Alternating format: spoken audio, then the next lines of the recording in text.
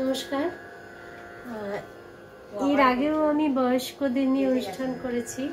আমার শাশুড়ি মা, ওনাকে নিয়ে কখনো করা হয়নি। গান বাজনা উনি খুবই ভালোবাসতেন এককালে, এখন আর সেরকম করতে পারেন না।